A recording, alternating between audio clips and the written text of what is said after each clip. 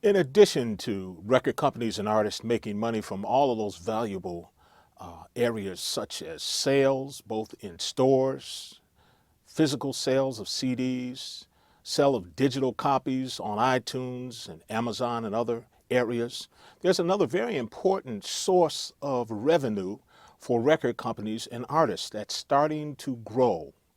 Streaming royalties is becoming more and more important in the business. Anytime a recording is digitally transmitted, a digital transmission can occur either through cable, satellite radio, or webcasting. The record company and artist are entitled to be compensated for those uses. What's the problem right now? The problem is that the amount that's paid for those uses is so small. I remember years ago someone saying that the music business is a business of pennies, a business of pennies. Well, the situation is right now that for digital streaming and internet webcasting, those pennies are being broken down to even smaller portion, tenths of pennies, tenths of pennies. So the amount that you'll receive, both the record company and the artist will receive for these types of services depend on the types of uses. There's a couple of types of uses I want to talk about. First is the non-interactive stream, the non-interactive use. What is non-interactive? That's where the consumer, the person that's listening to the webcast, cannot decide to listen to a particular song multiple times. In other words, it's similar to Pandora. You punch in or you put in the artist that you like, and Pandora will kind of program a radio station with other songs that sound similar to that artist. In other words, you don't have the right to pick this particular songs that you want to hear. Pandora, because of that, is paying royalties in the amount of only a tenth of a penny, 1/10 of a penny per stream. It's causing quite a bit of rancor within the music industry. New services called interactive services, and interactive services are where you can pick a particular song and listen to it multiple times. You can pick anything from the vast catalog on a service such as, say, Spotify, and listen to it as much as you want. Spotify also has a radio-like service similar to Pandora, and those royalties vary. The non-interactive use or the radio-like service through Spotify, the royalty rates might be smaller, a little more than a tenth of a penny. But for interactive use, where you actually pick the songs and listen to them multiple times, that royalty rate can increase to maybe 3/10 of a penny. Very small. You say, well, how can you make money in that area? Well, that's been the problem currently. Many artists are very concerned with the low amount of royalties that they're receiving at this point. But as new services, as new entrepreneurs, as new innovative services are being developed, you're going to find different types of deals that are being struck by the record companies and these internet service providers. While Pandora pays a specific amount for each stream, some of the new internet services are entering into deals with major record labels where they'll not only pay a per stream rate, but they will pay a portion of their advertising and subscription money that they make from their various subscribers. Those of you who are familiar with Spotify know that you can listen to it for free, or you can subscribe on a monthly basis. And if you do that, you don't have to listen to the ads, and you can listen to any of the music that you want. You have complete access to the music.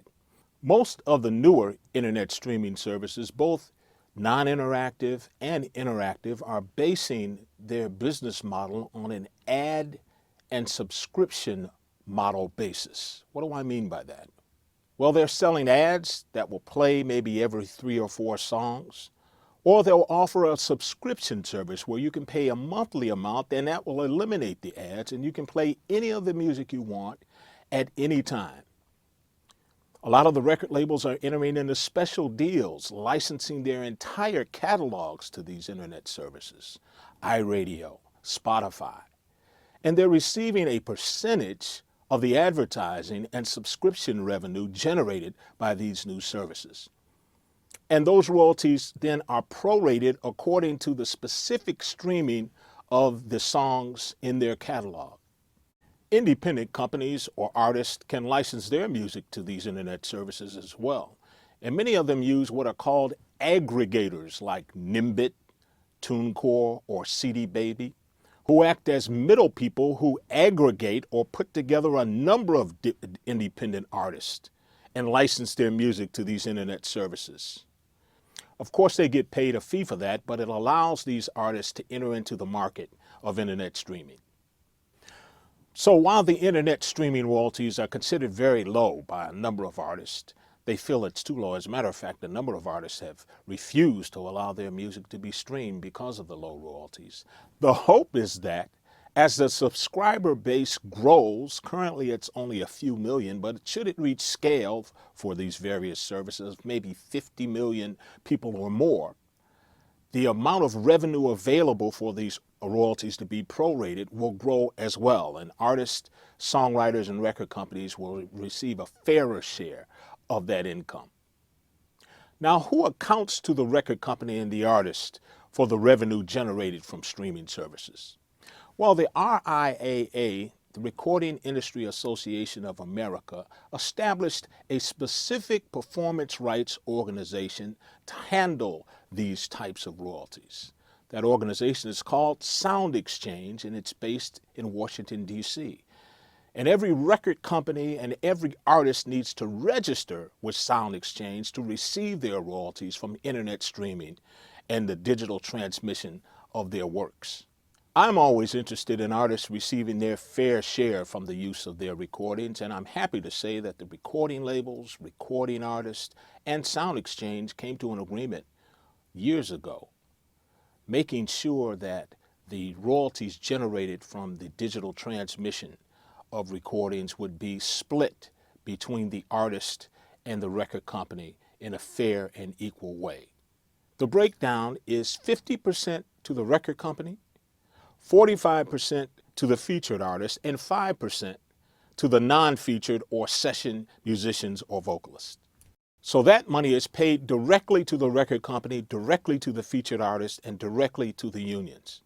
But artists, if you don't register with Sound Exchange, you can't receive your royalties. So it's very important for you to register with Sound Exchange so that you can receive your royalties from digital audio transmission and internet streaming. As this internet streaming model continues to evolve, record companies and internet service providers are coming up with different kinds of deals now. A major label might license their entire catalog of recordings to an internet service provider in exchange for being paid that 50% of the royalty directly to them, while allowing the 45% to the featured artist and 5% to the non-featured artist to be paid through Sound Exchange. However, don't think this is a given. If you're signed to a major label, it's very important for you to check your contract very carefully to see if you're even entitled to royalties from these various services. In some contracts with major labels, there'll be a provision stating that any licensing of the record label's entire catalog of sound recordings and even videos may not require them to pay a royalty at all to the artist. So, this creates a great situation for independent artists. And it's a great time to be an independent artist and to own the rights to the sound recording yourself so that you can license either through aggregators like Nimbit or TuneCore or others. You can receive the record company royalties as well as the artist royalties. So, this is the best time to DIO, do it ourselves. Build a team of people that can help you build your own independent company, owning and developing the recordings, both audio and video. Exploit those assets on various platforms, webcasting, internet streaming, sales on iTunes, licensing for various movies and commercials, building up their audience. And once again, that gets back to powerful product, building up those valuable assets in their sound recordings and owning that interest to exploit it in a number of ways to build the value in their company.